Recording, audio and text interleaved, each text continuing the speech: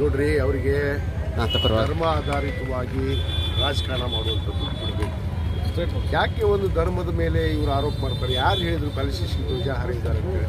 ಅಲ್ಲಿ ಅಧಿಕಾರಿಗಳಿದ್ದಾರೆ, ಅಲ್ಲಿ ಪೊಲೀಸ್ ಇಲಾಖೆ ಇದೆ, ಅದಕ್ಕೆ ಕ್ರಮ ತಗೊಳ್ತಾರೆ.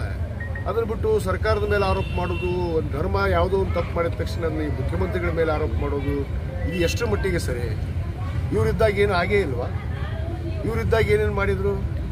ಪಾಪ ನಮ್ಮ ಭಾರತ ದೇಶದ ಒಂದು ಸಮುದಾಯ ಅಲ್ವಾ ಅಲ್ಪಸಂಖ್ಯಾತರು.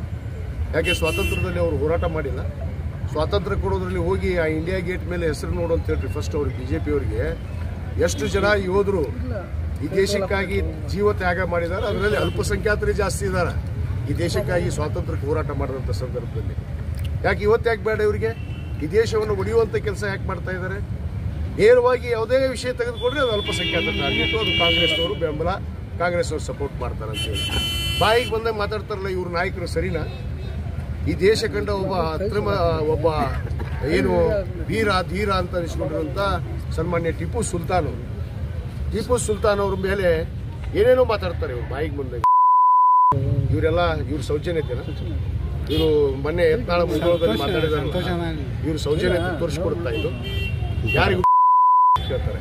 ಇವ್ರು ಯಾರು ಅದು ಪ್ರಶ್ನೆ ಹಾಕೊಳ್ಳಿ. ಅವರು ಈ ದೇಶಕ್ಕೆ ಹುಟ್ಟ್ಯಾರೋ ಏನು ಬೇರೆ ದೇಶದವ್ರು ಹುಟ್ಟ್ಯಾರೋ ಅಂತ ಬದಲು ಈ ದೇಶದಾಗ ಹುಟ್ಟಿದವ್ರ ಬಗ್ಗೆ ಯಾರಿಗೆ ಹುಟ್ಟಿರ ಅಂತ ಅಂದ್ಮೇಲೆ ಇವ್ರು ಯಾರಿಗೆ ಹುಟ್ಟ್ಯಾರ ಅಂತ ನನ್ನ ಪ್ರಶ್ನೆ. ಈಗ ಇವ್ರು ಯಾರು ಹುಟ್ಟಿದ್ದಾರೆ? ಇವರು ಭಾರತ ದೇಶದವ್ರಿಗೆ ಹುಟ್ಟಿದಾರೋ ಬೇರೆ ದೇಶದಾಗ ಹುಟ್ಟಿದವರು? ಅವ್ರು ಭಾರತ ದೇಶಕ್ಕಾಗಿ ಹೋರಾಟ ಮಾಡಿಲ್ಲ, ಸ್ವಾತಂತ್ರ್ಯಕ್ಕೆ ಹೋರಾಟ ಮಾಡಿಲ್ಲ, ಜೀವ ತ್ಯಾಗ ಮಾಡಿಲ್ಲ. ಸುಮ್ಮನೆ ಮಾತಾಡಿದರೆ ಧರ್ಮದ ಆಧಾರದ ಮೇಲೆ ಯಾವುದ್ಯಾವುದೋ ವಿಷಯ ಸಂಬಂಧ ಇಲ್ಲ, ಸೂತ್ರ ಇಲ್ಲ. ಅದಕ್ಕೆ ಇವೆಲ್ಲ ಬಿಡಬೇಕು. ಭಾರತೀಯ ಜನತಾ ಪಕ್ಷಗಳು ನ್ಯಾಯಯುತವಾಗಿ ಭಾರತ ದೇಶದಲ್ಲಿದ್ದೀವಿ.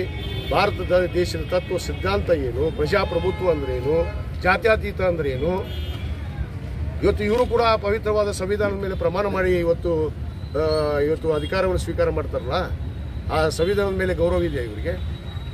ಇದ್ರೆ ಮುಚ್ಕೊಂಡಿರ್ಬೇಕು ಅನ್ನೋ ಮಾತನ್ನು ಹೇಳಿಕೆ